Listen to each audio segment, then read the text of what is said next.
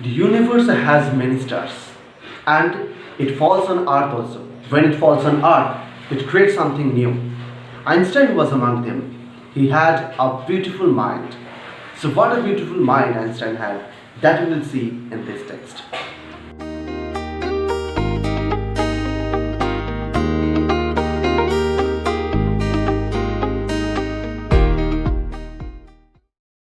As the text is a biography, so let's see something about Albert Einstein.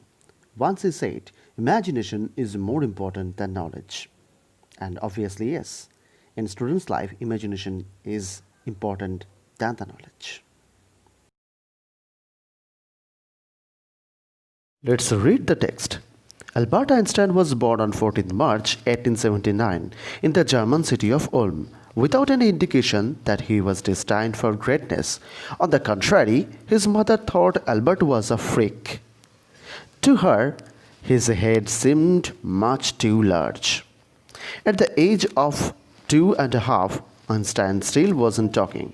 When he finally did learn to speak, he uttered everything twice. Einstein did not know what to do with other children, and his playmates called him Brother Boring. So the youngster played by himself much of the time. He especially loved mechanical toys. Looking at his newborn sister, Maza, he is said to have said, "Fine, but where are her wheels?" Maybe the great people has the great sign from their childhood. And Einstein had also. His mother thought that he is a child of no work, as he has a very big head, a large head. And also a great sign he had. In his year of 2.5, he couldn't talk anything. He couldn't utter a word also. And also, he used to play with the playmates younger than him. Why? Because he was boring and everybody would call him Brother Boring. And he also had a sign that he didn't speak anything. And also, he loved everything in a mechanical way. Like he loved the mechanical toys. As a doctor thinks of food in its component, like he thinks, a doctor can think the rice as a carbohydrate, milk, meat, and egg as protein. Likewise, maybe he is going to be the scientist, the future scientist, and the famous one. That's why he would think everything in a mechanical way. And for that, when her sister born, he thought that it is a doll, and humorously, he found her veils. When he looked at his sister, he thought that it's a doll, and he wanted to find its veils. That's why he asked his mother that where are her veils? Otto Neugebauer, the historian of ancient mathematics, told a story about the boy Einstein that he characterizes as a legend, but that seems fairly authentic. As he was a late talker, his parents were worried. Einstein's parents were very worried about his late talking. And from a story of Otto Neugebauer, the ancient historian of mathematics, he told that about Einstein that he was a legend. Why he was a legend? That word legend used in a sarcastic way. Because if you look at Einstein's childhood, then you can see that Einstein was a late talker. And what would any parents would think about any child who is not talking in his 2.5 years?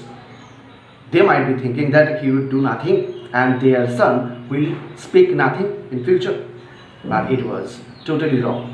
He broke the silence in the supper table when he told that the soup is too hot. Then parents said, "Why didn't you tell anything till that day?" He said that because everything was fine. So from here we can see that he was introvert, but not that he was introvert that he was anxious.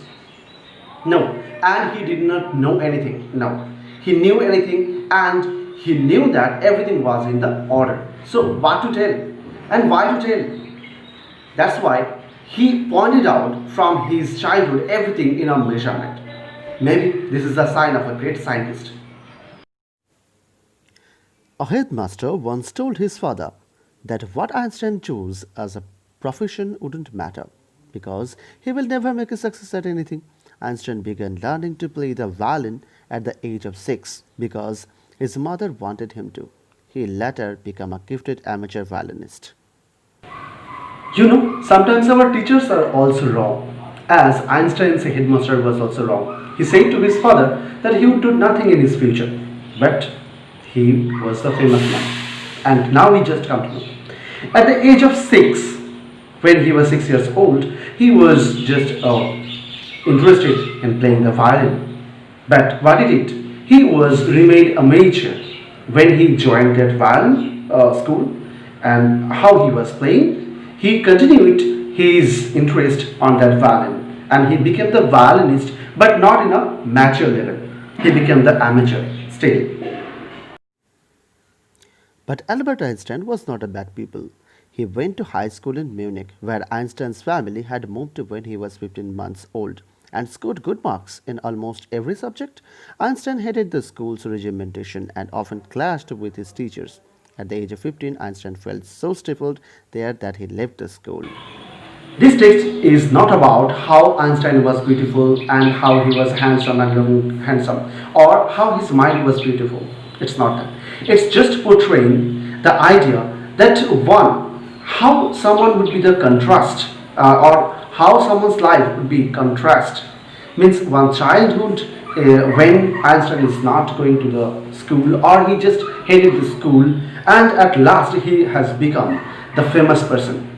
So it's just portraying a figure that creates something new.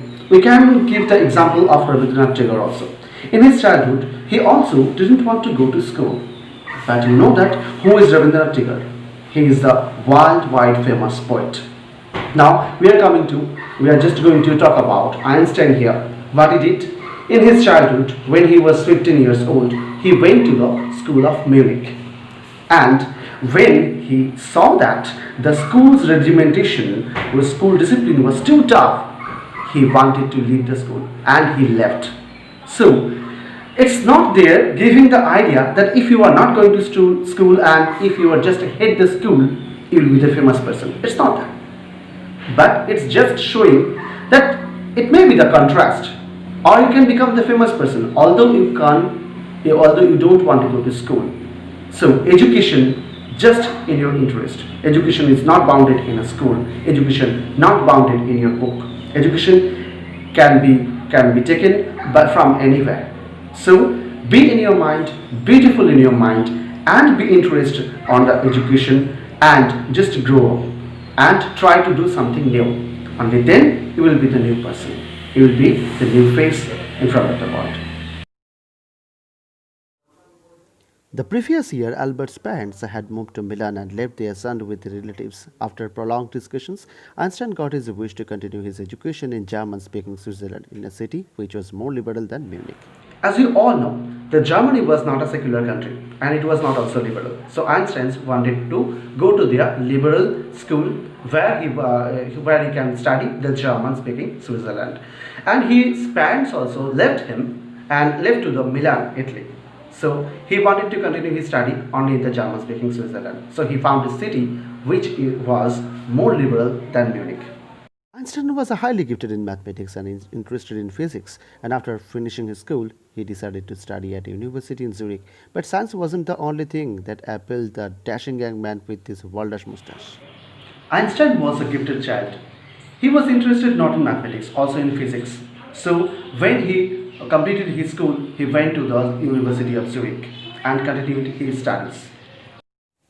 He also felt a special interest in a fellow student, Mileva Maric, whom he found to be a clever creature. This young serf had come to Switzerland because the university in Zurich was one of the few in Europe where women could get degrees. Einstein saw in her an ally against the Philistines, those people in his family and the university with whom he was constantly at odds. The couple fell in love, later survived in which they put their affection into words, mixing sentence with tenderness, wrote Einstein, "How happy and proud I shall be when we both have brought our work on relativity to a victorious conclusion."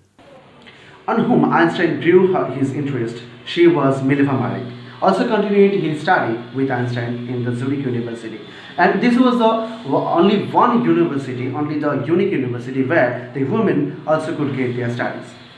There, two things were written by the author. That is creature, one thing, that is a clever creature, and another thing, that is the Philistines. So she was the clever creature according to the author, and maybe according to our Einstein. So why it is given as a clever creature? It was our society, that is a patriarchal society, where women were treated as a creature, as a person who only works in the household, as only takes care about the household works. But here, Mileva Marek was another person who also was an intellectual and also interested in studies and for the cultural things. Also, Philistines, that thing means Einstein also would not have any interest on the who has the Philistines. Philistines means here that who has no interest in the studies or any cultural things. So Mileva Marek was totally unique of them. So at last, when he was giving his interest on the science, also he grew the interest on Mileva Marek and wanted to give her a message, a letter, which was bringing his as a love letter to her. And he wanted to tell her that if she would come and they will continue their life, then it will be their fulfilling of life when they will be studying on the relativity, and they will prescribe and they will research on that relativity, and they will invent something, and they continue their life. So up to here we can conclude for the first part of that A Truly Beautiful Mind. For the next video I'll surely cover that all the parts of that, all the paragraphs of that A Truly Beautiful Mind. Till then,